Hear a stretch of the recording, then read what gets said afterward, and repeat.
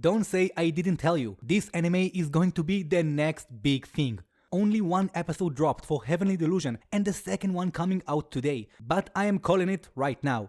This is going to be my new favorite anime and possibly a new contender for the most unique new gen anime. So yeah, let's definitely talk about it. Hello everyone and welcome back. Yes, I know it's weird not seeing an Attack on Titan video on my channel, but trust me, it will be worth it. Not every day a story gives me that special vibe and feeling after only one episode, which by the way was extremely well directed. After watching the episode, I immediately went to read the first chapter of the manga, and I have to say, the anime did it better. To be fair, I only read the first chapter, but the anime adaptation moved some scenes around to make it much more impactful. Just like the ending scene showing the outside world, which was actually not even a spoiler because it was already shown throughout the episode.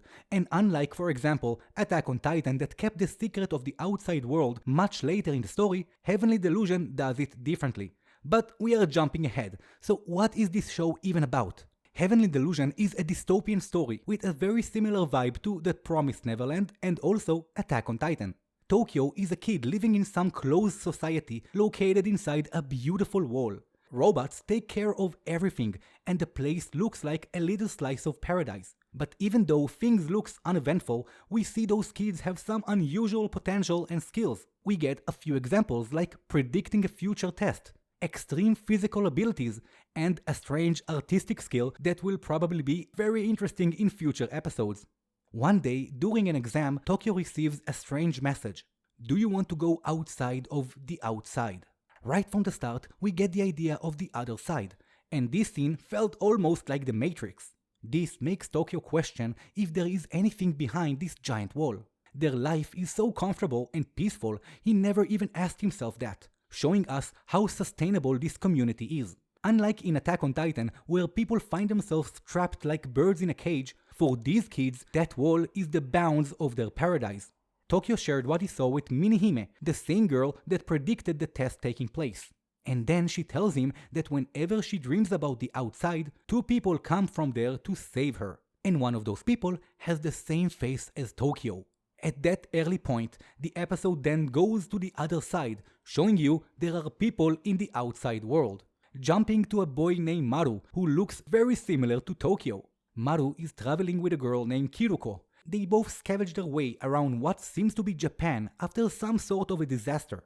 This world doesn't look like the one inside the walls. It is more like the early years of The Walking Dead or The Last of Us. Just like other dystopian shows, we see that electricity and electric appliances are not something you can find easily. Like people getting excited over a pack of batteries or when you have to charge your laser gun. Yes, laser gun. And that brings me back to Maru and Kiruko, scavenging for everything useful and looking for some place called Heaven. It seems they have been looking for it for so long that they are willing to settle for anything heaven related. And that's why when they hear about some heaven with tomatoes, they decide to explore it. A tomato heaven? Where could that possibly be? Now at this point, I don't have any information beyond this episode, so I can't be sure these are even on the same timeline. Just like Westworld did when they tricked people with several completely different timelines that felt like one. But for now, I will assume they are living at the same time, and that tomato probably came from the place Tokyo is living in, or at least a place like it, if it's like The Promised Neverland where we have multiple farms with kids. And that is the big question right now, for me at least. What are those kids, and what are they raised for? The environment looks very peaceful, the same as the orphanage in The Promised Neverland, right before the kids were sent to be eaten. There, the kids were cultivated as a prime source of food. So I wonder, what is the deal with the kids in Heavenly Delusion? Is it for their own protection? I seriously doubt that, because they seem extremely talented, so they must be raised for some purpose. And I do hope it's a sinister one. Like for example, we see this dude who likes to paint, and in this trailer we saw a fish with hands. Why does the fish need hands? So it could kill you faster, obviously. So yeah, that looks pretty unusual and kind of important. And if we look closely, we can see some more paintings in Tokyo's room. Creepy paintings that come to life always set the vibe just right, which brings us to another mystery. In addition to the strange kids with abilities and a destroyed world, there are also monsters, which is always great. And look at those things. This is literally hell, which is just what the headmaster tells Tokyo when he asks about it. Different from other stories, she doesn't keep this a secret from him and immediately tells him the world exists, but it's full of monsters. Which makes us wonder, what's the end game here? Is he allowed to leave this place? Or does she believe he will be too scared to even try? For now, it seems the show wants us to think those paintings are connected to those monsters in some way, so I checked for Tokyo's room in the manga to see them more clearly, and here we can see a few more. I have a good feeling that this wall of pictures tells the story of the show, but for now it's just a feeling I have. Going back to Maru and Kiruko on the outside world. They both look very trained, especially Maru, who easily beats several grown men attacking them while she tries to escape.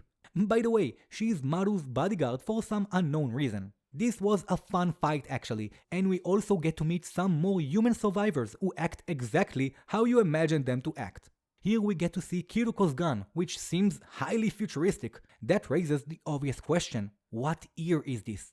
This gun doesn't use bullets. Instead, you charge it. So if this is the technology from back before the world was destroyed, then it looks like we are in the future, at least if this is the same world as ours.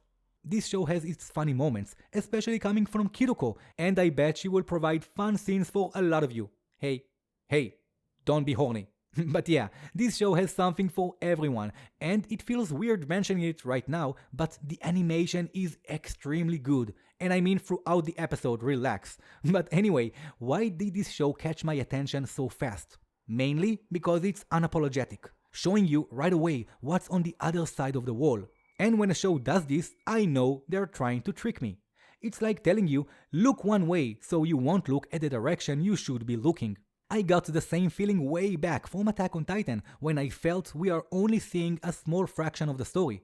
For Attack on Titan, that big twist was the outside world, but for Heavenly Delusion, it's different because we see the outside right away. Here, we have to discover the missing pieces of what happened to this world. It's similar to the show Damages, which showed us the beginning and the end, and lets us discover all the events that happened between. There is a technological and scientific setting to this story, so I also predict there will be some reasonable explanation for those monsters. I mean, I expect them to be a byproduct of some experiment or even some kind of weapon, so I don't think there will be some magical creatures that suddenly appeared.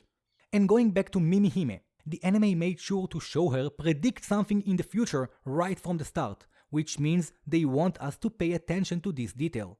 And later on, she tells Tokyo she dreams about someone who looks like him that comes to save her.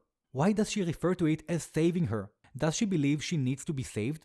There are so many things that I'm dying to find out, and I have my eye on that artistic guy because I really feel these drawings are extremely important. But anyway, go watch the first episode if you haven't already, because the second one is dropping today, and ooh, I'm excited! We're gonna fight a big bird. Let me know what you think about this new show and what interests you the most. And I mean about the story, not about Kiriko's shower time. Stop being horny. But anyway, let me know what you think and if you want me to keep covering this new exciting anime, or maybe even read the manga. I will see you real soon in my next video and even sooner in the comments. But until next time, let me just remind you all to dedicate your hearts to all of humanity, inside and outside the walls.